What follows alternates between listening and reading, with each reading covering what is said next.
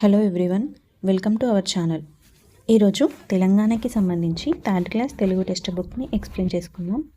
ఇది 2025-26 ఈ అకాడమిక్ ఇయర్కి సంబంధించిన టెక్స్ట్ బుక్ అండి. తెలుగు టెక్స్ట్ బుక్ నేమ్ జాబిలి 3, థర్డ్ క్లాస్ కాబట్టి 3. నెక్స్ట్ తెలంగాణ తల్లి విగ్రహం కట్టుకున్న చీర కలర్ ఏంటి అని అడిగే ఛాన్సెస్ ఉండొచ్చు. మేబీ ఇది తెలుసుకుంటే బెటర్ కదండి. Green colour sari with gold colour border and red colour blouse. Next green and red colour mix bangles. Okay. Next Telangana రాష్ట్ర గీతం ఏంటండి? జయ జయ హే తెలంగాణ. జయ జయ హే తెలంగాణ రాష్ట్ర గీతాన్ని రచించింది ఎవరు? అందశ్రీ. అందశ్రీ. నెక్స్ట్ జాతీయ గీతం జనగణమన, రచించింది రవీంద్రనాథ్ ఠాగూర్.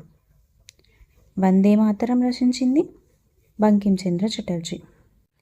ప్రతిజ్ఞ రచించింది Paidimarri Venkata Subbarao. Next third class Telugu text బుక్లో 10 సంసిద్ధత పాఠాలు ఉన్నాయి. ఈ సంసిద్ధత పాఠాలని జూన్ మరియు జూలై నెలల్లో కంప్లీట్ చేయాలి. ఫస్ట్ లెసన్ వానదేవుడా లెసన్ యొక్క ఇతివృత్తం పర్యావరణం, ప్రక్రియ గేయం. ఫస్ట్ లెసన్ వానదేవుడా. ఇతివృత్తం ఏమనుకున్నామండి? పర్యావరణం. ఇతివృత్తం పర్యావరణం, ప్రక్రియ గేయం. ఓకే. లెసన్లోకి వెళ్తే లెసన్లో గేయం రూపంలో ఉంది కదండి లెసన్. ఒకసారి నార్మల్గా చూసుకోండి, సరిపోతుంది. ఇది మనకి ఎక్కడ యూజ్ అవుతుంది అంటే, ఎక్కడ ఎగ్జామ్లో ఏ విధంగా వచ్చే ఛాన్సెస్ ఉన్నాయంటే, ఎగ్జామ్లో నార్మల్గా వానలు కురవాలి, వానదేవుడా, వరిచేలు పండాలి వానదేవుడా అనే లైన్స్ ఇచ్చి ఇది ఏ అలంకారానికి సంబంధించింది అని అడుగుతాడు. వానదేవుడా అని వచ్చింది కదండి, ఏ అలంకారం అవుతుంది? అంత్యానుప్రాస అలంకారం అవుతుంది. అంత్యములు ప్రాసగా ఉన్నాయి కదండి, సో అంత్యానుప్రాస అలంకారం అవుతుంది. అట్లా అడిగే ఛాన్సెస్ ఉంది, నార్మల్గా చూసుకోండి.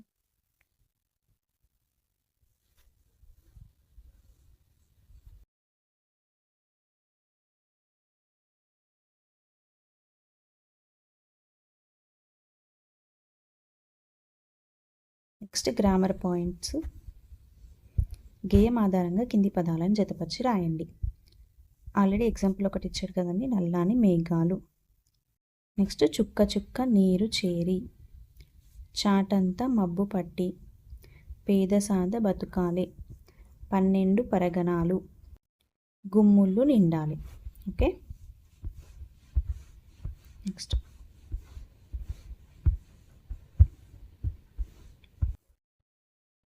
మనకి ఎగ్జామ్ ఓరియంటెడ్గా ఎగ్జామ్కి అవసరం అయ్యేటివి మాత్రమే చూద్దామండి. నెక్స్ట్ భాషను గురించి నేర్చుకుందాం. Grammar part. అమల మంచి బాలిక, ఇది ఒక వాక్యం కదండి, వాక్యమే కదండి, అవును కదా. నెక్స్ట్ అమల, ఇది ఒక పదం. అమల అనేది పదమే కదండి. నెక్స్ట్ మళ్ళీ దీంట్లో ఆ, మా, ల అనే అక్షరాలు ఉన్నాయి. అంటే ఇక్కడ ఏం చెప్తున్నాడు? వాక్యంలో కొన్ని పదాలతో, వాక్యం అనేది కొన్ని పదాలతో ఏర్పడుతుంది, పదాలు కొన్ని అక్షరాలతో ఏర్పడతాయి. కరెక్టే కదండి. ఫస్ట్ ఒక వాక్యం ఉంది, ఈ వాక్యంలో పదాలు ఉన్నాయి, 3 పదాలు ఉన్నాయి. ఈ పదాలు మళ్ళీ అక్షరాలతో ఏర్పడుతున్నాయి. అమల అనే పదంలో ఎన్ని అక్షరాలు ఉన్నాయి? 3 అక్షరాలు ఉన్నాయి. అలా అక్షరాలతో పదాలు, పదాలతో వాక్యాలు ఏర్పడుతున్నాయి. మనం పలికే ధ్వనులకు గుర్తులు ఏర్పరచుకుంటున్నాం. ఈ గుర్తులనే అక్షరాలు అంటాం. ఈ అక్షరాలన్నీ కలిపి వర్ణమాల అంటున్నాం. వర్ణమాలలో ఆ నుంచి ఔ వరకు గల అక్షరాలను అచ్చులు అంటారు. ఏమంటారు? అచ్చులు. అరసున్న, సున్నా విసర్గాలని ఉభయాక్షరాలు అంటారు. ఏమంటారు? ఉభయాక్షరాలు. నెక్స్ట్ ఆ నుంచి అవు వరకు అచ్చులు అని ఇచ్చారు కదా. నెక్స్ట్ కా నుంచి బండిరా వరకు గల అక్షరాలను హల్లులు అంటారు. కా నుండి బండిరా. నెక్స్ట్ ప్రాజెక్టు పని అంటే నార్మల్గా చూడండి ఏమి ఇచ్చారు అని చెప్పేసి అంతే. 1 లేదా 2 వాన పాటలు సేకరించండి, వాటిని రాయండి, పాడి వినిపించండి.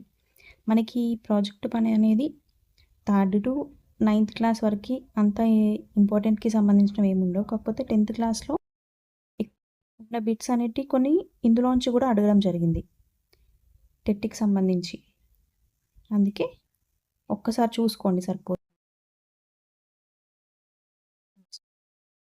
పగలనక రెయ్యనక శ్రమించి పసిడి పంటలు పండించే రైతన్నలు సుఖపడితేనే దేశం మొత్తం సుఖంగా ఉన్నట్లు చెప్పింది ఎవరు? Sardar Vallabhbhai Patel. Okay. Next second lesson బాలభీముడు. ఈ బాలభీముడు పాఠం యొక్క ఇతివృత్తం ఏంటండి? ఇతివృత్తం వచ్చేసి ఇతిహాసం. ఇతివృత్తం ఇతిహాసం. నెక్స్ట్ ప్రక్రియ వచ్చేసి కథ. ఇతివృత్తం ఇతిహాసం, ప్రక్రియ, కథ. ఓకే. స్టోరీని ఫాస్ట్గా ఎక్స్ప్లెయిన్ చేస్తానండి. అందులో ఇంపార్టెంట్ పాయింట్స్ని స్ట్రెస్ చేస్తాను. అంటే మనకి ఇంపార్టెంట్ పాయింట్సే తెలుసుకోవడం ముఖ్యం, బట్ స్టోరీ కూడా బ్రీఫ్గా తెలిస్తే బెటర్ అండి. అందుకే ఫాస్ట్గా ఎక్స్ప్లెయిన్ చేస్తాను. ఇంపార్టెంట్ పాయింట్ పైన స్ట్రెస్ చేస్తాను అంతే. ఒకరోజు కుంతీదేవి తన కొడుకును భుజం మీద ఎత్తుకొని పూల తోటకు పోయింది. నడుస్తుంటే కాలికి రాయి తగిలింది. ఆమె అడుగు తడబడింది. చేతులు పట్టు తప్పి పిల్లగాడు పెద్ద బండ మీద పడ్డాడు. అయ్యో, నా చిట్టి తండ్రికి ఏమైంది అని కుంతీదేవి ఆగమాగమైంది. వెంటనే బాధపడుకుంటూ అతని బాలుని ఎత్తుకుంది. ఆశ్చర్యం, బాలుడికి ఏమీ కాలేదు. కానీ ఆ బాలుడు పడ్డ పెద్ద బండ పగిలి ముక్కలైంది. బాలుడు హాయిగా నవ్వుతున్నాడు. అది చూసి అందరూ ఆశ్చర్యపోయారు. ఆ బాలుడిని తల్లి కుంతీదేవి ఎంతో ఇష్టంగా ముద్దాడింది. ఆ బాలుడే బాలభీముడు. ఎవరు? బాలభీముడు అంట. బండను పగులుకొట్టిన ఈ బాలుడు సామాన్యుడు కాదమ్మా అని చుట్టుపక్కల వాళ్ళు ముక్కు మీద వేలేసుకున్నారు. పెద్దవాడయ్యాక కొండల్ని పిండి చేసి గొప్పవాడవుతాడని పొగిడారు. తండ్రి ఎవరు? పాండురాజు. ఈ విషయం తెలిసింది. బాలభీముడి బలాన్ని చూసి మురిసిపోయాడు. పాండురాజు 5 కొడుకుల్లో పాండురాజుకి ఎంతమంది కొడుకులు? 5 కొడుకుల్లో భీముడు 2వ వాడు. ఫస్ట్ ఎవరు? సెకండ్ పర్సన్ భీముడు అంట. మరి ఫస్ట్ ఎవరు? ధర్మరాజు. భీముని అన్న ధర్మరాజు, ఇతను ఫస్ట్. సెకండ్ భీముడు, థర్డ్ అర్జునుడు, 4th నకులుడు, 5th సహదేవుడు. 5 పంచపాండవులు అంటారు కదా. ఈ 5 పంచపాండవులు అంటారు. పాండురాజు అన్న ధృతరాష్ట్రుడు. పాండురాజుకు అన్న ఎవరంట? ధృతరాష్ట్రుడు. ఈ ధృతరాష్ట్రుడు హస్తినాపురానికి రాజు. ధృతరాష్ట్రునికి 9 కొడుకులు. 9 అంటే 100 మంది కొడుకులు. వారిని కౌరవులు అంటారు. కౌరవుల్లో పెద్దవాడు దుర్యోధనుడు. కౌరవుల్లో పెద్దవాడు ఎవరు? దుర్యోధనుడు. నెక్స్ట్, చిన్నప్పుడు పాండవులు కౌరవులు అంతా కలిసి చదువుకున్నారు, ఆడుకున్నారు. ఆటల్లో భీముడు ఎప్పుడు కౌరవుల్ని ఓడించేవాడు. ఆటల్లో బాగా అలసిపోయి ఆకలి అంటూ మాటిమాటికి ఇంటికి పోయేవాడు. ఇంట్లో ఉన్న ఆహార పదార్థాలు ఏమున్నా భీముడు కడుపు నిండా తినేవాడు. తిరిగి వచ్చి చదువుకోవడానికి, ఆడుకోవడానికి పోయేవాడు. ఒకసారి కౌరవులందరూ చెట్లెక్కి పండ్లు తెంపుకుంటున్నారు. అదే చెట్టు ఎక్కబోతున్న భీముని కౌరవులు అడ్డుకున్నారు. భీమునికి కోపం వచ్చింది. చెట్టు మొదలు పట్టుకొని గట్టిగా ఊపాడు. చెట్టు మీద ఉన్న కౌరవులంతా పండ్లలాగా జల్జల కింద రాలిపడ్డారు. వాళ్ళు భీముని బలానికి ఆశ్చర్యపోయారు. నెక్స్ట్, కోపంతో భీముని మీద తిరగబడ్డారు. అయినా భీముడు భయపడలేదు. వాళ్ళని చితకబాదాడు. ఏమీ చేయలేక కౌరవులందరూ భీమునిపైన ద్వేషం పెంచుకొని రోషంగా వెళ్ళిపోయారు. ఎట్లాగైనా భీముని ఓడించాలనుకున్నారు. కౌరవులో పెద్దవాడైన దుర్యోధనుడు భీమునిపై చాలా కోపం పెంచుకున్నాడు. ఒకనాడు భీముడు ఒంటరిగా ఉండడాన్ని దుర్యోధనుడు చూశాడు. అతనికి విషాహారం తినిపించాడు. ఏం ఆహారం? విషాహారం ఎవరు తినిపించారు? దుర్యోధనుడు. దాంతో భీముడు స్పృహ కోల్పోయాడు. అప్పుడు కౌరవులందరూ కలిసి భీముడిని తీగలతో బంధించారు. ఎత్తుకొని పోయి నదిలో పడేయాలనుకున్నారు. కానీ అంతమంది కలిసి కూడా భీముని ఎత్తలేకపోయారు. భీముడిని దొర్లించుకుంటూ పోయి నదిలో పడేశారు. భీముడు అడుగులో ఉన్న పాతాళలోకానికి పోయాడు. ఎక్కడికి వెళ్ళాడు భీముడు? అడుగులో ఉన్న నదిలో పడేశారు కదండి. నీ అడుగులో ఉన్న పాతాళలోకానికి పోయాడు. అక్కడ ఉన్న విషసర్పాలు భీముల్లో ఉన్న విషాన్ని పీల్చేసి అతనికి ఎట్లాంటి అపాయం కలగకుండా చేశాయి. భీముని కట్లు తెంపాయి. కొంతసేపటికి భీమునికి స్పృహ వచ్చింది. అక్కడ ఉన్న నాగరాజు తన బంధువు అని తెలుసుకున్నాడు. ఎవరు? నాగరాజు అట. నాగరాజు తన బంధువు అని తెలుసుకున్నాడు. అతని దయ వలన 1000 ఏనుగుల బలాన్ని పొంది బయటకు వచ్చాడు. ఎంత బలం? 1000 ఏనుగుల బలాన్ని పొంది బయటకు వచ్చాడు. మరికొన్ని దినాలకు ఒకరోజు గురువు ద్రోణాచార్యుడు కౌరవ పాండవులకు బలపరీక్ష పెట్టాడు. కౌరవ పాండవుల గురువు ఎవరు? ద్రోణాచార్యుడు. ఇతను బలపరీక్ష పెట్టాడట. అందులో దుర్యోధనునికి భీమునికి మధ్య గదాయుద్ధం జరిగింది. దాంట్లో కూడా భీముడే గెలిచాడు. భీముడు ఈ విషయాన్ని ఆనందంతో తల్లికి చెప్పాడు. అప్పుడు తల్లి, నాయనా, నీ బలాన్ని ఇతరులకు మేలు చేసేందుకు ఉపయోగించు అని బుద్ధులు చెప్పింది. సరేనమ్మా, నేను పెద్దయ్యాక నా బలంతో చెడ్డవాళ్ళని శిక్షిస్తాను, మంచి వాళ్ళని రక్షిస్తాను అన్నాడు భీముడు. ఓకే, ఇదండి లెసన్. దాంట్లో నేను స్ట్రెస్ చేసిన పాయింట్స్ గుర్తుంచుకోండి, సరిపోతుంది. నెక్స్ట్ గ్రామర్ పాయింట్ చూద్దాం.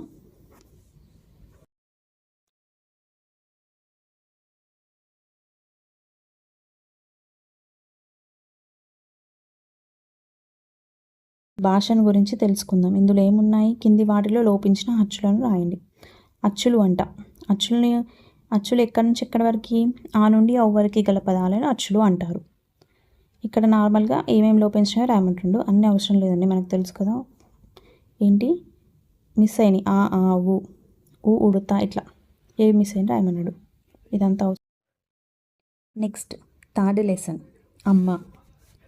అమ్మ పాఠం యొక్క ఇతివృత్తం సంస్కృతి విలువలు. ఇతివృత్తం ఏంటండి? సంస్కృతి విలువలు. ప్రక్రియ గేయం. ఓకే, ఇతివృత్తం సంస్కృతి విలువలు, ప్రక్రియ గేయం. లెసన్లోకి వెళ్తే గేయం ఉంది, నార్మల్గా చూసుకోండి. అమ్మ మనకు దైవంరా, అమ్మ ప్రేమ రూపంరా, అమ్మ వంటి దేవత ఈ అవనిలోన లేదురా, తన రక్తము పోసి మనను కనిపించునురా, తీపి కథలు చెప్పి బువ్వ తినిపించునురా, అమ్మ పిలుపులో ఎంతో కమ్మదనం ఉందిరా, అమ్మ పలుకు మాటల్లో అమృతమే చిందురా, జోలపాట పాడి ఉయ్యాల లూపురా, లాలిపాట పాడి నిద్రబుచ్చురా. నెక్స్ట్, ఈ అమ్మ పాఠాన్ని వేముగంటి నరసింహాచార్యులు గారు రచించిన బాలగేయాలు అనే దాంట్లోంచి తీసుకోవడం జరిగింది. దేంట్లోంచి? వేముగంటి నరసింహాచార్యులు రాసిన బాలగేయాలు నుంచి. మనకి ఇంతవరకు ఏ కవులు కానీ రచయితలు కానీ రాలేదండి, ఇదే ఫస్ట్. అమ్మ పాఠం Vemuganti Narasimhacharyulu. Okay, next grammar points.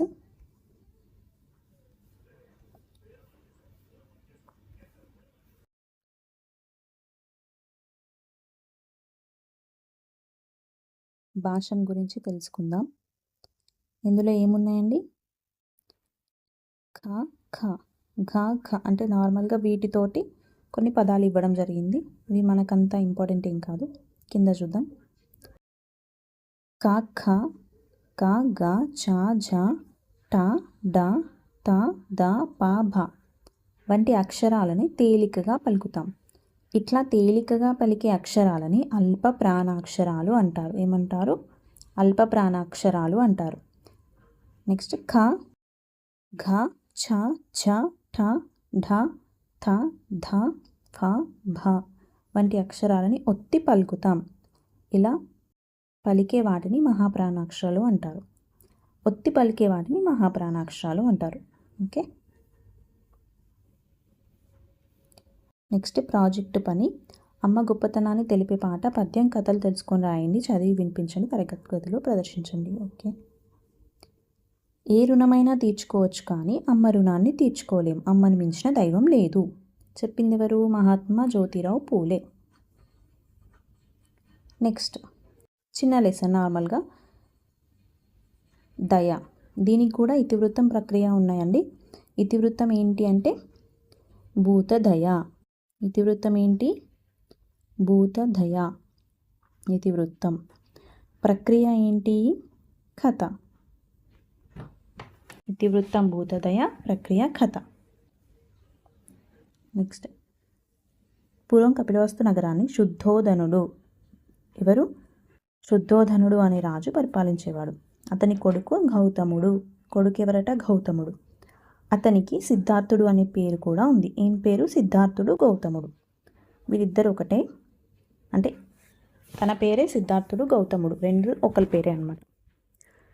గౌతముడు చిన్నతనం నుండి పెద్దల మీద గౌరవం, భూతదయ వంటి సుగుణాలతో పెరిగాడు. దేవదత్తుడు ఇతని చిన్ననాటి మిత్రుడు. ఎవరట? దేవదత్తుడు.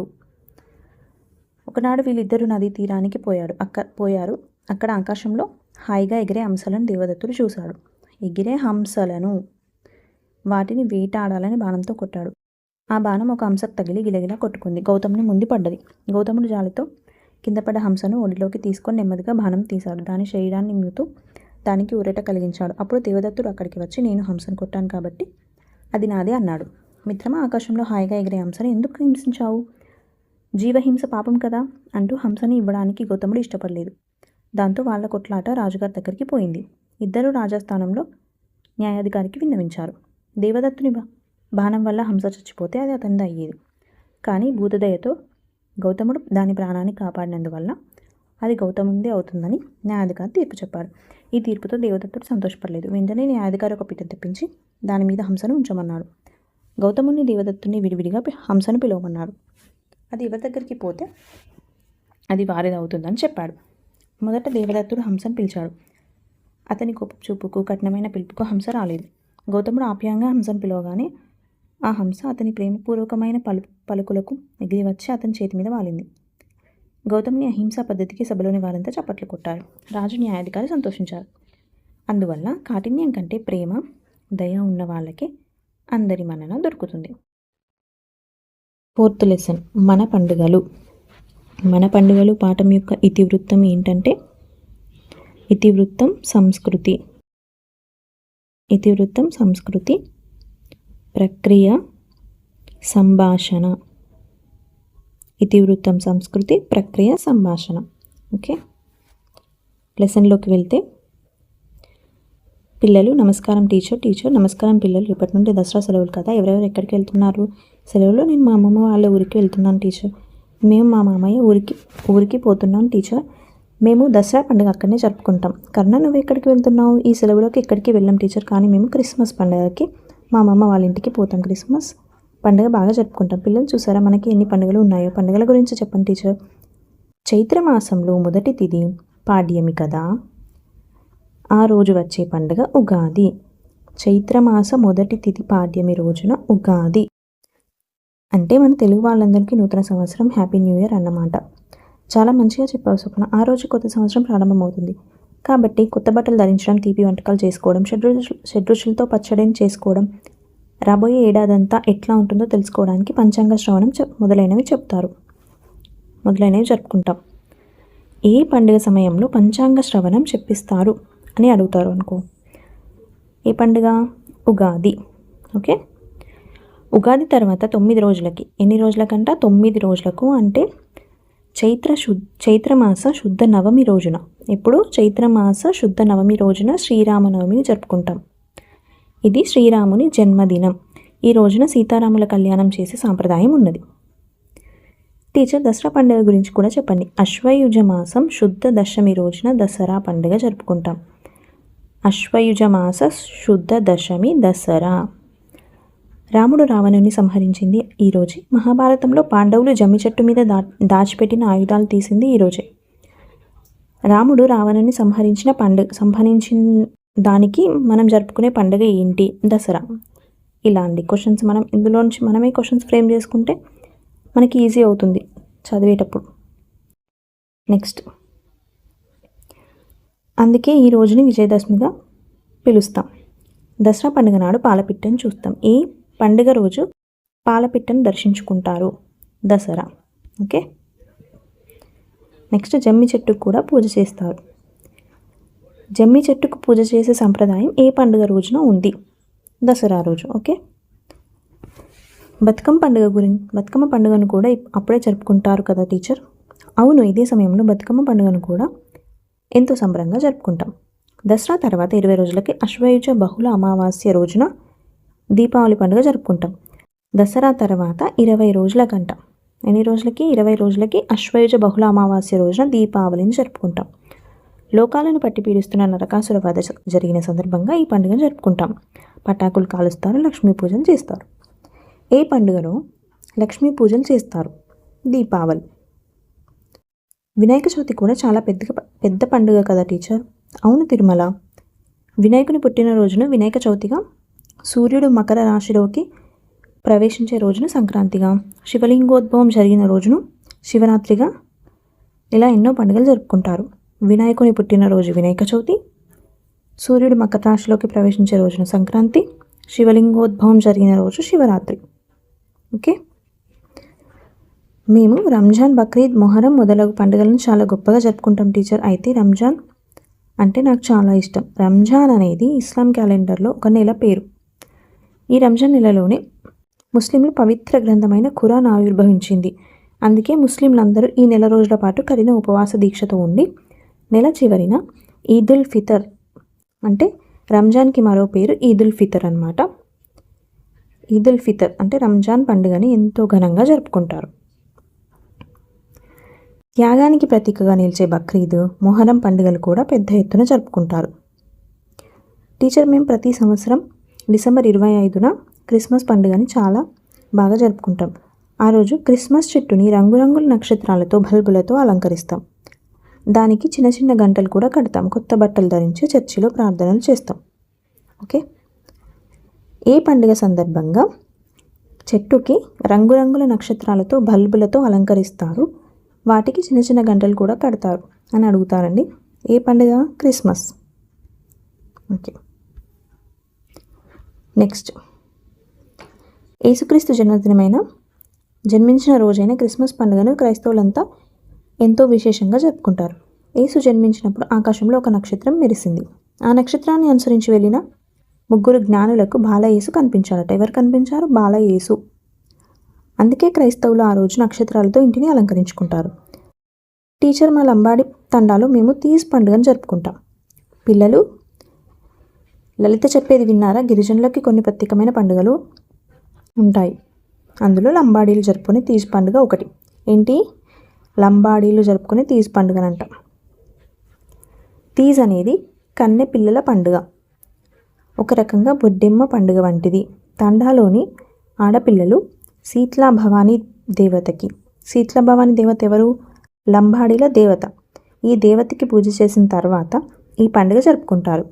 అడవిలో దొరికే దుసేరు తీగలతో అల్లిన బుట్టలో తండా నాయకుని చేత పుట్టమన్ను పోయించి వాటిలో నానబెట్టిన గోధుమలు చల్లుతారు. 9వ రోజున ఆడపిల్లలు ఆ మొలకెత్తిన నారుని అన్నదమ్ములకిచ్చి ఆశీర్వాదం తీసుకొని నృత్యాలు చేస్తూ వెళ్ళి ఆ బుట్టలను నిమజ్జనం చేస్తారు. ఓకే, ఏ పండుగలో భాగంగా గోధుమలని నానబెట్టి పుట్టమన్నులో చల్లుతారు అని అడుగుతారు. ఏ పండుగలో? తీజ్ పండుగలో భాగంగా. ఓకే, ఏ పండుగలో శీతలా భవానీ దేవిని పూజిస్తారు? తీజ్ పండుగలో. ఇలా అండి. నెక్స్ట్, పేరుకి వివిధ మతాల పండుగలైన అందరం కలిసి జరుపుకుంటాం. హిందువులు చేసుకునే పిండి వంటలు ఇతర మతాల వారికి పంచడం పీర్ల పండుగ. హిందువులు ముస్లింలు కలిసి జరుపుకోవడము. పీర్ల పండుగనంటే హిందువులు ముస్లింలు కలిసి జరుపుకుంటారు. వినాయక నిమజ్జనం రోజున ముస్లింలు చలివేంద్రాలు ఏర్పాటు చేసి జనాలకు నీళ్ళు అందించడం. ముస్లిం పండుగలప్పుడు హిందువులని క్రిస్టియన్లు భోజనానికి పిలవడం. ఇట్లా కలిసిమెలిసి పండుగలు జరుపుకోవడం మన సంప్రదాయం. తెలంగాణ రాష్ట్రంలో హిందువులు, ముస్లిం, క్రిస్టియన్లు అందరూ కలిసి ఆనందంతో పండుగలు జరుపుకుంటారు. ఓకే, ఇది లెసన్.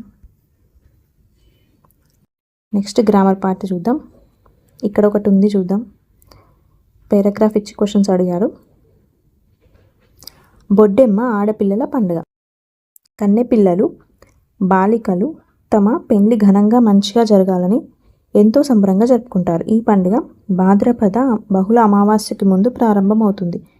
9 రోజులు ఆడి పాడి అమావాస్యకు ముందే బొడ్డెమ్మలను నిమజ్జనం చేస్తారు. పుట్టమన్నుతో గద్దెం చేసి ముగ్గులు పెట్టి దానిలో వెంపలి చెట్టును పెడతారు. అక్కడే గౌరమ్మను పెట్టి పూలతో అలంకరించి ఆడుకుంటారు. ఇది బంజారాల తీజ్ పండుగను పోలి ఉంటుంది. క్వశ్చన్స్ చూద్దాం. బొడ్డమ్మ ఎవరి పండుగ? ఎవరి పండుగ? ఆడపిల్లల పండుగ. ఎవరిది? ఆడపిల్లల పండుగ. బొడ్డెమ్మ పండుగ ఎప్పుడు వస్తుంది? ఎప్పుడు వస్తుందంట? ఉందా ప్యాసేజ్లో? భాద్రపద బహుళ అమావాస్యకి ముందు ప్రారంభమవుతుంది. భాద్రపద బహుళ అమావాస్యకి ముందు. నెక్స్ట్, బొడ్డెమ్మ గద్దెను ఎట్లా చేస్తారు? బొడ్డెమ్మ గద్దెను ఎట్లా చేస్తారు? పుట్టమన్నుతో గద్దెని చేసి ముగ్గులు పెట్టి దానిలో వెంపలి చెట్టును పెడతారు. పుట్టమన్నుతో గద్దెని చేసి ముగ్గులు పెట్టి వెంపలి చెట్టు. బొడ్డెమ్మ పండుగను ఎట్లా జరుపుకుంటారు? బొడ్డెమ్మ పండుగని ఎట్లా జరుపుకుంటారు? ఇదేనండి, నార్మల్గా పుట్టమన్నుతో గద్దించేసి ముగ్గులు పెట్టి దానిలో వెంపల చెట్టును పెడతారు. అక్కడే గౌరమ్మను పెట్టి పూలతో అలంకరించి ఆడుకుంటారు. ఇదే.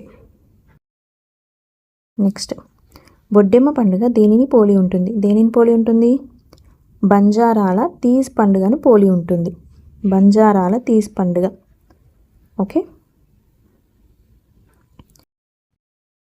నెక్స్ట్, ఇక్కడ పండుగ పేరు ఇచ్చి అది ఏ నెలలో, అంటే మాసం అంటే నెల కదా, ఏ నెలలో వస్తుందో రాయమన్నారు. శ్రీరామనవమి ఎప్పుడు వస్తుంది? లెసన్లో ఏమిచ్చారు? చైత్రమాస శుద్ధ నవమి రోజున. చైత్రమాస శుద్ధ నవమి. నెక్స్ట్, దీపావళి ఎప్పుడు వస్తుంది? అశ్వయుజ మాస బహుళ అమావాస్య. ఎప్పుడు? అశ్వయుజ మాస బహుళ అమావాస్య. ఓకే. నెక్స్ట్, దసరా. దసరా ఎప్పుడు వస్తుంది? ఇది దీపావళి అశ్వయుజ మాస బహుళ అమావాస్య కదా. దసరా ఏమో అశ్వయుజ మాస శుద్ధ దశమి. అశ్వయుజ మాస శుద్ధ దశమి. ఓకే. నెక్స్ట్, ఉగాది. ఉగాది ఎప్పుడు వస్తుంది? చైత్రమాస మొదటి తిథి పాఠ్యమి. చైత్రమాస మొదటి తిథి పాఠ్యమి రోజున వస్తుంది. ఓకే. నెక్స్ట్, రంజాన్. రంజాన్ నెలలో. రంజాన్ అనేది ఒక నెల కదండి, సో రంజాన్ నెలలో రంజాన్ వస్తుంది. Next, Christmas. క్రిస్మస్ ఎప్పుడు? డిసెంబర్ 25. డిసెంబర్ 25. ఓకే. నెక్స్ట్,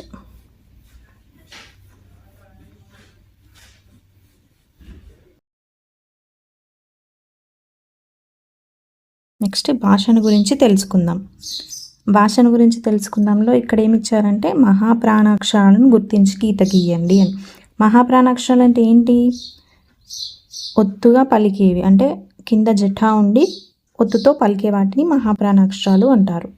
ఇక్కడ ఏమున్నాయి? ఖగం ఖ వస్తుంది, ఘటం గ, జషం జ, ఇట్లా ఇవి తెలుసు కదా. ఇంకా నెక్స్ట్, ఇచ్చిన అక్షరాలలో అల్ప ప్రాణాక్షరాలు. అల్ప ప్రాణాక్షరాలు అంటే ఏంటి? నార్మల్గా పలికేవి. క, గ, ఛ, ఝ అంటే జటాలు లేనివిగా తెలుసు కదండి. ఓకే. నెక్స్ట్, ప్రాజెక్టు పని.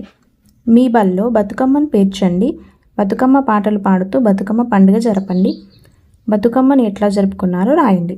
ఓకే. జనం సంఘటితమయ్యే కార్యమే మంచి కార్యం, సామూహిక కార్యక్రమాల వల్లనే మనలో ఐక్యత ఏర్పడుతుంది. చెప్పింది ఎవరు? అంబేద్కర్, డాక్టర్ బిఆర్ అంబేద్కర్ గారు. నెక్స్ట్, 5th లెసన్, కాకుల లెక్క. ఈ లెసన్ యొక్క ఇతివృత్తం ఏంటి? హాస్యం. ఇతివృత్తం హాస్యం, ప్రక్రియ కథ. ఓకే. ఇతివృత్తం హాస్యం, ప్రక్రియ కథ. లెసన్ చూద్దాం. ఇందులో ఒక చిన్న స్టోరీ ఇవ్వడం జరిగింది. తన ఆస్థానంలో ఉండే బీర్బల్ అంటే అక్బర్కి చాలా అభిమానం. ఎవరంటే? బీర్బల్ అంటే అక్బర్కి చాలా అభిమానం అంట. అక్బర్ రాజు, బీర్బల్ మంత్రి కదా.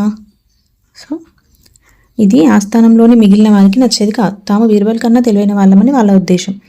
ఈ విషయాన్ని అక్బర్ గమనించాడు. అక్బర్ ఒకనాడు సభలోని వాళ్ళందరినీ ఉద్దేశించి ఇలా అన్నాడు: మీకు నేను ఒక పరీక్ష పెడుతున్నాను. అదేమంటే మన ఆగ్రా పట్టణంలో ఎన్ని కాకులు ఉన్నావో లెక్కబెట్టి చెప్పండి. ఏ పట్టణం? ఆగ్రా పట్టణంలో. ఓకే. సరైన జవాబు చెప్పిన వారికి అందరికన్నా తెలివైన వారు ఒప్పుకొని మంత్రి పదవి ఇస్తాను అన్నాడు.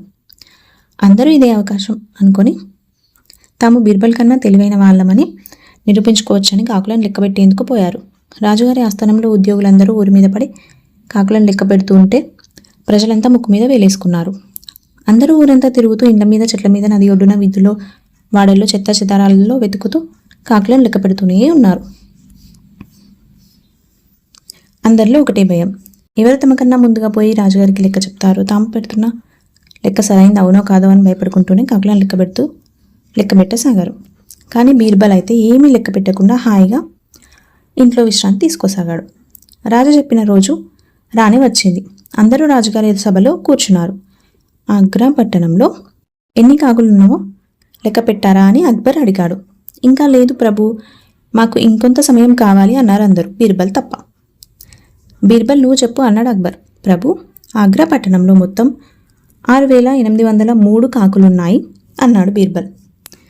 వెంటనే ఒక అతను లేచి, ప్రభు నేను ఎంతో కష్టపడి లెక్క పెడితే 8000 కన్నా ఎక్కువనే కాకులున్నాయి, బీర్బల్ తప్పు చెప్తున్నాడు అన్నాడు. లేదు ప్రభు, నేను లెక్క పెడితే 5000 కాకులున్నాయి అన్నాడు మరొకతడు. ఏం బీర్బల్, వీళ్ళ లెక్కకు నీ లెక్కకు అంత తేడా ఉన్నది కదా, సమాధానం చెప్పు అన్నాడు అక్బర్ కోపంగా. అందరూ బీర్బల్ పని అయిపోయిందనుకున్నారు. తమకు మంత్రి పదవి రాకపోయినా బీర్బల్ బండారం బయటపడి అతని పదవి ఊడుతుందని, బీర్బల్ పీడ పోతుందని అందరూ సంబరపడ్డారు. అప్పుడు బీర్బల్, ప్రభు నేను చెప్పిన లెక్క సరైనది. మొదటి వ్యక్తి లెక్క పెట్టినప్పుడు కాకులు చుట్టాల పక్క ఊరు నుండి మన ఊరికి వచ్చాయి, అందుకే అతనికి ఎక్కువ కాకులు కనిపించాయి. రెండో వ్యక్తి లెక్క పెట్టినప్పుడు మన ఊరి కాకులు పక్క ఊరిలోని చుట్టాల ఇంటికి పోయాయి, అందుకే లెక్క తక్కువ వచ్చింది. బీర్బల్ సమయస్ఫూర్తికి అక్బర్ ఫక్కుమని నవ్వాడు. తమ కంటే బీర్బల్ తెలివితేటలు, సమయస్ఫూర్తి ఎక్కువ అని సభలోని వాళ్ళందరూ ఒప్పుకున్నారు. ఓకే, ఇది స్టోరీ. Next grammar point.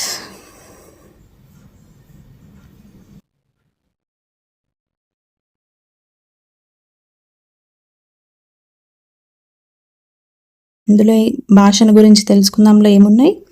కింది వాక్యాల్లో మహాప్రాణాక్షరాలు గుర్తించి రాయండి. మహాప్రాణాక్షరాలు తెలుసు కదండి, ఒత్తు జట ఉన్నవి, జట ఉండి ఒత్తుతో పలికేవి. ఓకే, నెక్స్ట్ ఇవి కూడా అంతే, మహాప్రాణాక్షరాలతో నింపండి అని ఉంది అంతే. ప్రాజెక్టు పని. కాకుల లెక్క కథను చదివారు కదా, అక్బర్ బీర్బల్ కథలను అడిగి తెలుసుకోండి, వాటిలో ఒక కథను తరగతిలో చదివి వినిపించండి.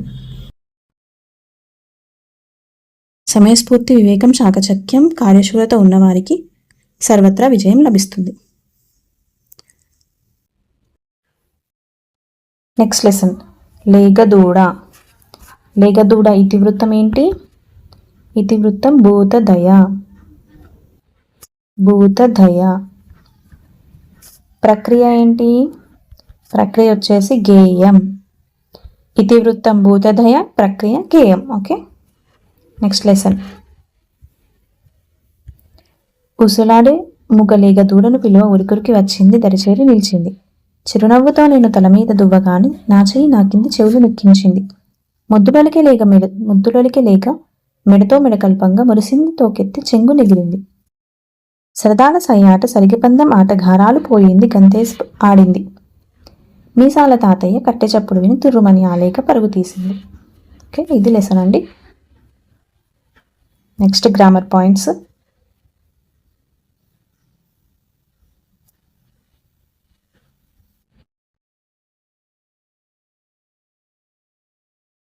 పదజాలం.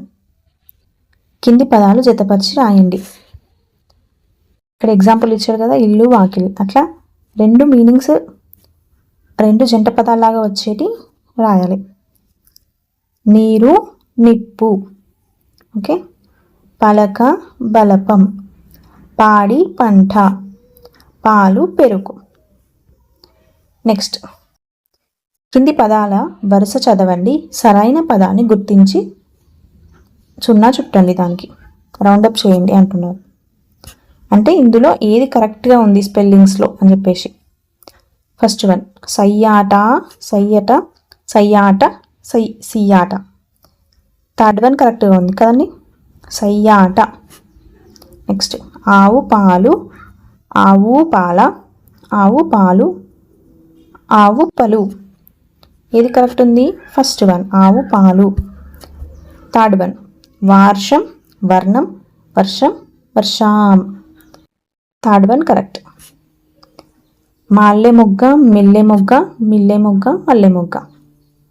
Last one correct. Okay, next భాషను గురించి తెలుసుకుందాం. ఓకే, ఇందులో సరిగ్గా ఉన్న వాటికి కరెక్ట్ రైట్ గుర్తించి, సరిగ్గా లేని వాటికి రాంగ్ ఇచ్చి కరెక్ట్ చేయమని అడుగుతున్నారు. ఓకే, చూద్దాం. భయం. భయం కరెక్ట్ ఉందా? నో. ఎట్లా రాస్తారు మరి? భయం. ఓకే. సుఖం రైట్ ఉందా? ఎస్. సారథి ఎస్. ఆలుగడ్డ నో. ఎలా రాస్తారు? ఫస్ట్గా వస్తుంది ఆలుగడ్డ. నెక్స్ట్ సీతాఫలం రైట్. రథం రథం కరెక్ట్ ఉందా? నో. ఎట్లా రాస్తారు? రథం. ఓకే, సెకండ్ తా వస్తుంది. మిఠాయి కరెక్ట్ ఉందా? Yes correct. ఔషధం నో. ఏం మిస్ అయింది? ఔషధంలో జట సెకండ్ ధా వస్తుంది. ఓకే. నెక్స్ట్ బండ రాంగ్. ఫస్ట్ బా వస్తుంది బండ. నెక్స్ట్ సంభాషణ, ఇది కూడా రాంగ్. దీంట్లో సెకండ్ బా వస్తుంది. ఓకే. నెక్స్ట్ కథ కరెక్ట్ ఉందా? నో. సెకండ్ థా వస్తుంది. ఓకే. నెక్స్ట్ ఖాళీలు కరెక్ట్ ఉందా? నో. సెకండ్ ఖా వస్తుంది. ఓకే. నెక్స్ట్ టమాటలు అట. టమాటలు కరెక్టా? నో. ఫస్ట్ టా వస్తుంది. ఓకే. టమాటలు. నెక్స్ట్ పతంగి కరెక్టా? ఎస్. నెక్స్ట్ వంకాయ. వంకాయ సెకండ్ కా వస్తుందా? నో. ఫస్ట్ కా వస్తుంది. ఓకే. నెక్స్ట్ శిలాఫలకం రైటా? రాంగ్. సెకండ్ ఫా వస్తుంది. శిలాఫలకం. ఓకే. నెక్స్ట్ భక్తి, ఇది రైట్. అంగడి రైట్. Next Sita wrong. ఏం మిస్టేక్ ఉంది? ఫస్ట్ తా వస్తుంది. ఓకే. నెక్స్ట్ భీముడు రైటా? రాంగ్. ఏం మిస్టేక్ ఉంది? సెకండ్ భా అంటే జటా వస్తుంది కిందికి. ఓకే. ఇది నెక్స్ట్ ప్రాజెక్టు పని. మీ పాఠశాల గ్రంథాలయంలోని కథల పుస్తకాలను తీసుకోండి. పక్షులకు సంబంధించిన ఒక గేయం కథ చదివి దాని గురించి రాయండి. తరగతి గదిలో చదివి వినిపించండి. ఓకే. సూక్తి. సృష్టిలోని ప్రతి జీవిపై ప్రేమ, దయ, సానుభూతి కలిగి ఉండాలి. అవసరమైనప్పుడు వాటికి సహాయం చేయాలి. ఓకే. నెక్స్ట్ లెసన్ నీటి అందాలు. నీటి అందాలు ఇతివృత్తం ఏంటి? దర్శనీయ స్థలాలు. ఇతివృత్తం వచ్చేసి దర్శనీయ స్థలాలు. మరి ప్రక్రియ ఏంటి? లెసన్ ఏ రూపంలో ఉంది అంటే వ్యాస రూపంలో. ప్రక్రియ వచ్చేసి వ్యాసం. వ్యాసం. ఓకే. నెక్స్ట్ లెసన్లోకి వెళ్తే ఫస్ట్ లక్నవరం గురించి ఇచ్చారు. లక్నవరం అంటే తెలుసా మీకు? అది విశాలమైన స్థలంలో రెండు గుట్టల మధ్య ఉన్న అందమైన చెరువు. అదే లక్నవరం చెరువు. ఇది ములుగు జిల్లాలోని గోవిందరావుపేట మండలంలో ఉంది. ఎక్కడనట? ములుగు జిల్లా గోవిందరావుపేట మండలం. ఇది అడవి ప్రాంతంలో గుట్టల మధ్య ఉన్న అందమైన విహారయాత్ర స్థలం. మన రాష్ట్ర రాజధాని హైదరాబాద్కి 212 కిలోమీటర్ల దూరంలో, హైదరాబాద్కి 212 కిలోమీటర్ల దూరంలోనంట. వరంగల్ పట్టణానికి 75 కిలోమీటర్ల దూరంలో ఉంది. ఇక్కడి ప్రకృతి రమణీయత పర్యాటకులకు ఎంతో ఆహ్లాదాన్ని, ఆనందాన్ని కలిగిస్తుంది. ఓకే. ఈ చెరువుని కాకతీయ రాజులు తవ్వించారు. ఎవరు తవ్వించారంట చెరువుని? లక్నవరం చెరువుని కాకతీయ రాజులు. ఎక్కువ వాన నీళ్ళని నిల్వ ఉంచే చెరువుగా లక్నవరం పేరు ప్రసిద్ధి పొందింది. వాన నీళ్ళ నిల్వ ఉంచే చెరువు. ఓకే. ఈ చెరువు నీటి వల్ల వేల ఎకరాల భూమి సాగులోకి వచ్చింది. ఈ చెరువులో 13 ద్వీపాలు ఉన్నాయి. ఎన్ని ద్వీపాలు? 13 ద్వీపాలు. ఈ ద్వీపాల సౌందర్యం చూపర్లను ఆకట్టుకుంటుంది. రాష్ట్ర పర్యాటక అభివృద్ధి సంస్థ 3 ద్వీపాలను కలుపుతూ రూప్వే ఏర్పాటు చేసింది. ఎన్ని ద్వీపాలని? 3 ద్వీపాలని. మొత్తం ఎన్ని ద్వీపాలు ఉన్నాయి ఇందులో? 13. ఓకే. దీంతోపాటు చెరువులో ప్రయాణం చేయడానికి బోటింగ్ సౌకర్యం కల్పించింది. అప్పటి నుండి లక్నవరం సందర్శకులతో కలకలాడుతుంది. నెక్స్ట్ కుంటాల. ఆదిలాబాద్ను తెలంగాణ కాశ్మీరంగా భావిస్తారు. దేన్ని? ఆదిలాబాద్ను అంట. ఈ జిల్లాలో సహజ సిద్ధమైన అడవులతో పాటు ఏ జిల్లాలో సహజ సిద్ధమైన అడవులు ఉన్నాయి? ఆదిలాబాద్ జిల్లాలో సహజ సిద్ధమైన అడవులతో పాటు అందమైన జలపాతాలు ఉన్నాయి. మన రాష్ట్రంలోనే అతి ఎత్తైన జలపాతంగా పేరు పొందిన కుంతాల జలపాతం ఆదిలాబాద్ జిల్లాలో ఉంది. తెలంగాణ రాష్ట్రంలోనే అతి ఎత్తైన జలపాతం ఇది కుంతాల జలపాతం. ఓకే. ఉత్తర సహ్యాద్రి పర్వత శ్రేణుల్లో ఎత్తైన కొండల నడుమ కడెం నదిపై ఉంది. ఏ నదిపైనంట? కడెం నదిపై ఉంది. కడెం నదిపై. ఓకే. పూర్వం శకుంతల దుష్యంతుల కథలో శకుంతల ఇక్కడ నివాసం ఉన్నట్లు చెబుతారు. అందుకే మొదట్లో ఈ ప్రాంతాన్ని కుంతల అని పిలిచేవారు. ఏమని? కుంతల. ప్రజెంట్ కుంటాల అని పిలుస్తున్నారు. దీనిని రాను రాను కుంటాలాగా పిలుస్తున్నారు. ఈ జలపాతం నిర్మల్ నుండి ఆదిలాబాద్ వెళ్ళే 44వ జాతీయ రహదారి మీద ఉన్న నేరడిగొండ మండల కేంద్రానికి 12 కిలోమీటర్ల దూరంలో ఉంది. నేరడిగొండ మండల కేంద్రానికి 12 కిలోమీటర్ల దూరంలో. దాదాపు 145 అడుగులు 45 మీటర్ల ఎత్తులో ఉంది. ఎన్ని అడుగులంట? 145 అడుగులు. గుర్తుంచుకోవాలి, ఇది 145 అనేది అడుగులు, ఇది మీటర్లు కాదు, అడుగులు. 45 అనేది మీటర్లు. ఓకే. నెక్స్ట్, ఈ జలపాతం పక్కనే లోతైన నీటి గుండాలు ఉన్నాయి. ఇక్కడ ప్రవహిస్తున్న నీరు ఒక చోట ఇక్కడ నీరు ప్రవహిస్తున్న చోట ఒక గుహ ఉన్నది. అందులో పురాతన శివలింగం ప్రతిష్టమై ఉంది. ప్రతి శివరాత్రి రోజు ఇక్కడ గిరిజన ప్రజలు పూజలు నిర్వహిస్తారు. అందమైన అడవుల మధ్య ఉన్న కుంటాల జలపాతాన్ని చూడడానికి మన రాష్ట్రం నుండే కాక దేశ విదేశాల నుండి కూడా చాలామంది పర్యాటకులు వస్తారు. నెక్స్ట్, నాగార్జున సాగర్. తెలంగాణలో ప్రతి ఒక్కరూ చూడదగిన ప్రాజెక్టు నాగార్జున సాగర్ ప్రాజెక్టు. ప్రపంచంలోనే అతి ఎత్తైన రాతి కట్టడం. నల్గొండ జిల్లాలో కృష్ణా నది మీద దీన్ని నిర్మించారు. ఏ జిల్లాలో? నల్గొండ జిల్లాలో కృష్ణా నది మీద. 1955లో భారత తొలి ప్రధానమంత్రి జవహర్లాల్ నెహ్రూ శంకుస్థాపన చేశారు. ఇక్కడి నుండి 14 కిలోమీటర్లు లాంచీలో ప్రయాణం చేస్తే నాగార్జునకొండ వస్తుంది.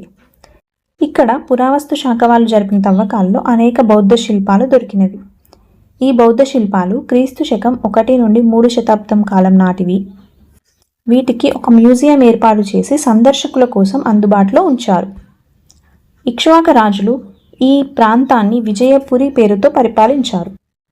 నాగార్జున సాగర్ నుండి 10 కిలోమీటర్లు ప్రయాణం చేస్తే అనుపు అనే ప్రదేశం వస్తుంది. ఓకే. ఇక్కడ బౌద్ధ మతానికి చెందిన నాగార్జునుడు విశ్వవిద్యాలయాన్ని నిర్మించారు. నాగార్జున సాగర్ భారతదేశంలో 2వ అతిపెద్ద బహుళార్థ సాధక ప్రాజెక్టు. నాగార్జున సాగర్ భారతదేశంలో ఎన్నవ అతిపెద్ద బహుళార్థ సాధక ప్రాజెక్టు? 2వ అతిపెద్ద బహుళార్థ సాధక ప్రాజెక్టు. బహుళార్థ సాధక ప్రాజెక్ట్ అంటే ఏంటండి? ఒకటే పనికి కాకుండా రకరకాల వర్క్స్ చేస్తుంది అన్నట్టు. అంటే నార్మల్గా సాగునీటికే నీరు యూజ్ చేసేది కాకుండా సాగునీటితో పాటు విద్యుత్ ఉత్పత్తి, ఇలా రకరకాల వాటికి యూజ్ చేస్తే దాన్ని బహుళార్థ సాధక ప్రాజెక్టు అంటారు. నెక్స్ట్, ఇక్కడ నాగార్జున సాగర్ దగ్గర రోజు 810 మెగావాట్ల విద్యుత్ ఉత్పత్తి అవుతుంది. నాగార్జున సాగర్ విద్యార్థుల విహారయాత్రకు అనువైన ప్రదేశం. ఓకే. నెక్స్ట్, గ్రామర్ పాయింట్స్ చూద్దాం.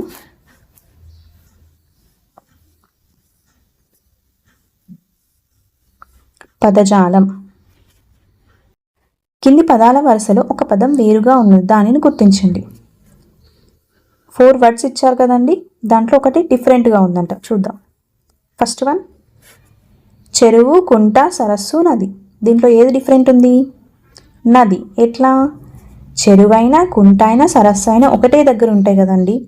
నది అనేది ఇలా పారుతూ ఉంటుంది. ఈ చెరువు, కుంట, సరస్సు అనేవి ఒకే దగ్గర ఇందులో ఉంటాయి. ఓకే. సెకండ్ వన్, మందారం, గులాబీ, కలువ, మల్లెలు. దీంట్లో ఏం డిఫరెంట్ ఉంది? కలువ. ఎలా? మందారం అయినా గులాబీ అయినా మల్లెలు అయినా భూమిపైన పెరుగుతాయి. కలువ మరి వాటర్లో పెరుగుతుంది. Next, third one, Godavari, Krishna, Laknavaram, Manjira. దీంట్లో ఏం డిఫరెంట్ ఉంది? లక్నవరం. ఎట్లా? గోదావరి అనేది నది, కృష్ణ అనేది నది, మంజీరా అనేది నది. మరి లక్నవరం అనేది సరస్సు, చిన్న లేక్ కదా. Next 4th one, Nagarjuna Sagar, Sriram Sagar, Hyderabad, Jurala. దీంట్లో ఏం డిఫరెంట్? హైదరాబాద్. ఎందుకు? నాగార్జున సాగర్ అనేది ప్రాజెక్ట్, శ్రీరామ్ సాగర్ అనేది ప్రాజెక్టే, జూరాల అనేది కూడా ప్రాజెక్టే. అంటే ఇవన్నీ ఆనకట్టలు, నీటిపైన నిర్మించిన ఆనకట్టలు. మరి హైదరాబాద్ అనేది ఒక ప్రదేశం, ప్రజలు నివసించే ప్రదేశం. ఓకే. నెక్స్ట్, కింది పదాలను వరుస క్రమంలో రాయండి. ఇక్కడ ఎగ్జాంపుల్ ఇచ్చారు చూడండి. మేఘాలు, పంటలు, వర్షం, చెరువు. దీన్ని మేఘాలు ఫస్ట్, తర్వాత మేఘాల నుండి వర్షం వస్తుంది, వర్షం నుండి చెరువు వస్తుంది, చెరువులోంచి నీళ్లు పంటలకు పంపిస్తారు కదా. అట్లే మనల్ని రాయమంటున్నారు. కింద ఏమిచ్చాడు? ఫస్ట్ వన్, వర్షాలు, పంటలు, చెరువు, సంతోషం. ఫస్ట్ ఏమొస్తుంది? వర్షం వస్తుంది కదా. వర్షంలోని నీళ్ళు ఎటు పోతాయి? చెరువుకు పోతాయి. ఓకే. ఫస్ట్ ఏంటి? వర్షం. వర్షం నుండి నీళ్లు చెరువుకి. నెక్స్ట్ చెరువు నుండి నీళ్లు పంటలకు పంపిస్తారు. పంటలు మంచిగా పండితే ఏమవుతుంది? రైతులకి సంతోషం. ఓకే. వర్షాలు, చెరువు, పంటలు, సంతోషం. నెక్స్ట్, ఆనకట్ట, నది, కాలువలు, వ్యవసాయం. ఓకే. దీంట్లో ఫస్ట్ ఏది వస్తుంది? నది. నెక్స్ట్ సెకండ్ ఆనకట్ట. నది పైన కదండి ఆనకట్టలు కట్టేది. సో సెకండ్ ఆనకట్ట. నెక్స్ట్ ఆనకట్టల నుండి కాలువల ద్వారా నీరు పొలాలకు పంపిస్తారు. ఓకే. థర్డ్ కాలువలు. నెక్స్ట్ నీళ్లు పంపించేది పొలాలకి, సో వ్యవసాయం చేస్తారు రైతులు.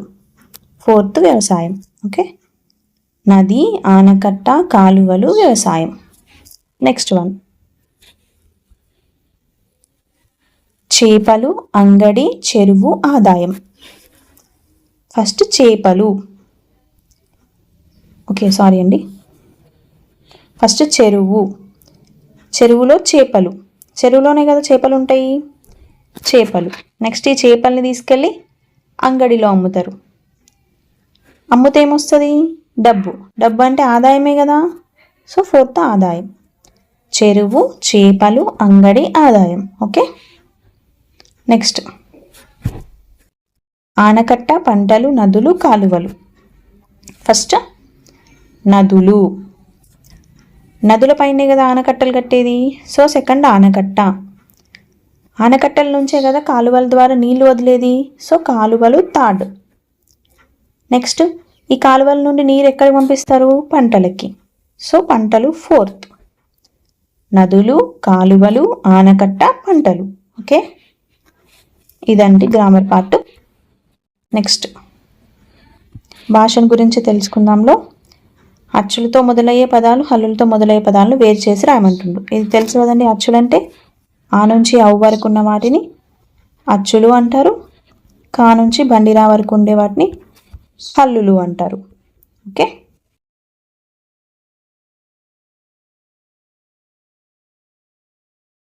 నెక్స్ట్ ప్రాజెక్టు పని. మీ జిల్లాలోని చెరువుల వివరాలు సేకరించి చార్ట్లో రాసి ప్రదర్శించండి. నెక్స్ట్ నీరు ఎంత విలువైందో బావి ఎండిపోయే వరకు తెలియదు. ప్రకృతి సహజ వనరు అయినా నీటిని, నీటి అందాలను కాపాడడం మన కర్తవ్యం. చెప్పింది ఎవరు? Thomas puller. ఓకే. ఇక్కడితో 7th లెసన్ వరకు కంప్లీట్ అయిందండి. నెక్స్ట్ వీడియోలో 8th లెసన్ నుండి 14th లెసన్ వరకు టోటల్ టెక్స్ట్ బుక్ ఎక్స్ప్లెయిన్ చేయడం జరుగుతుంది. వీడియో కనుక మీకు యూస్ఫుల్గా అనిపించినట్లయితే ప్లీజ్ సబ్స్క్రైబ్ చేసుకొని లైక్ అండ్ షేర్ చేసి కమెంట్ చేస్తారని ఆశిస్తున్నాను. ఇలాగే టెట్ అండ్ డిఎస్సికి ప్రిపేర్ అవుతున్న మీ ఫ్రెండ్స్ ఎవరైనా ఉంటే వాళ్ళకి షేర్ చేయండి. సో దట్ యూస్ఫుల్ అవుతుంది కదండి. Thank you so much for watching the video.